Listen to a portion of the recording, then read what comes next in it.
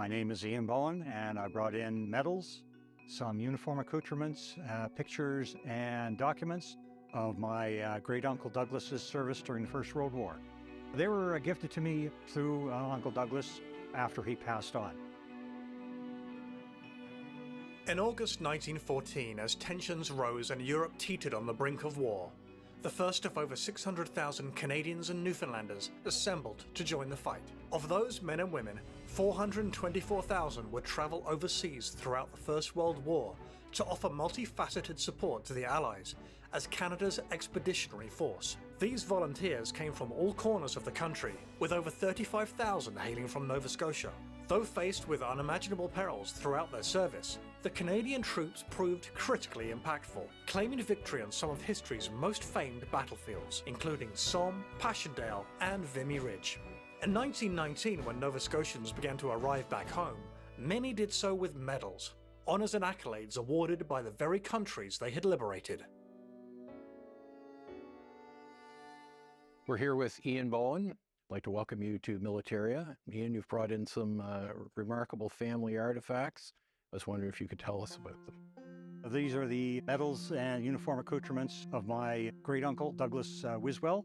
His medals include the British War Medal and the Victory Medal, and the Belgian Order of Leopold in the grade of Chevalier. We also have his Sporn and Ski and Do. There's 4 Highland battalions raised in Nova Scotia, the 85th, the 185th, 193rd, and the 219th. Uncle Douglas originally enrolled in the 185th, and of course when they got to England in 1916, 1917, because of the manpower requirements from casualties required at the front, a lot of battalions that did reach England from Canada were broken up and sent forward as replacements to other battalions. So that's how we ended up in the 85th Battalion. The Nova Scotia Highlander Brigade, as you know, has its beginnings with the raising of the 85th Battalion in 1915. So with that, the success and the amount of troops or people had to be turned away in raising the 85th, it gave cause to see that they might actually raise a full brigade of Highland infantry here. So this is the brainchild, as you probably know, of Ralph Stanfield, who is one of the founding members of the Stanfield underwear, or men's undergarments, and also supplied an enormous amount of that to the Army overseas. So Ralph does go overseas with the brigade, and again, because of his age, has to come home because of illness. And again, your grandfather's story, or your great-uncle's story, I'm sorry, is again, as you're saying, it's very sort of indicative of the situation for Canadian replacements for active units at the front. Because again, you have the whole brigade eventually will work its way into, in some cases, the 85th Battalion. In the course of that, especially at Passchendaele, outside the village of Zonnebeek, the 85th Battalion loses half its strength in a 24-hour period.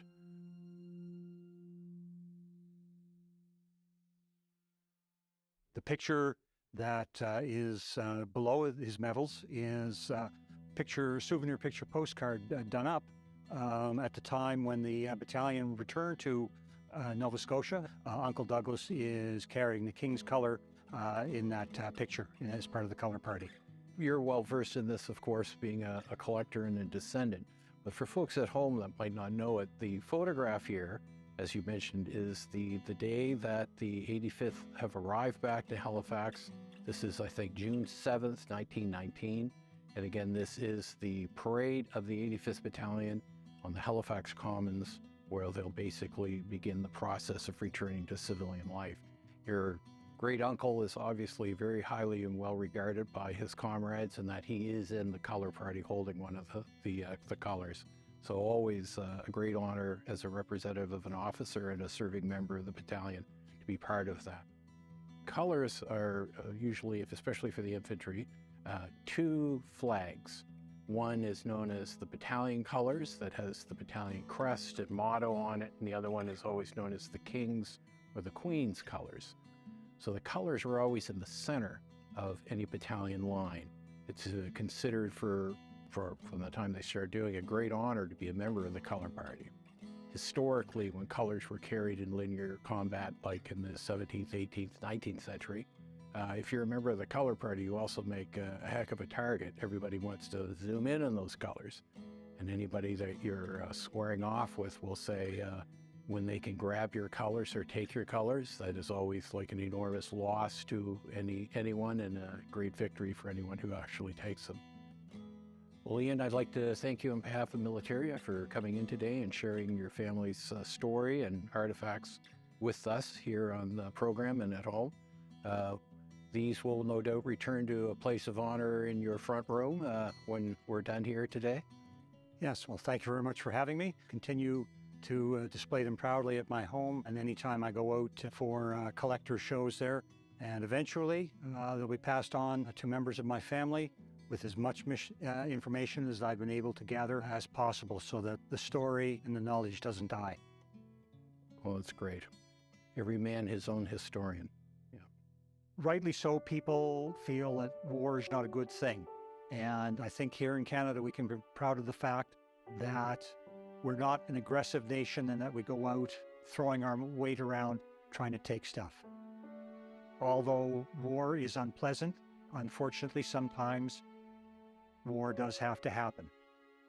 For the people from this country, from Canada, who have gone in service of these ideals in the past, should be remembered for what they've given up. The ones that never came home, never had a chance to have a full, long life. Some of the ones that did come home have come home broken in body and in spirit. And we should do our best to honor them, respect them, keep their stories as a reminder of what is required of us in the future.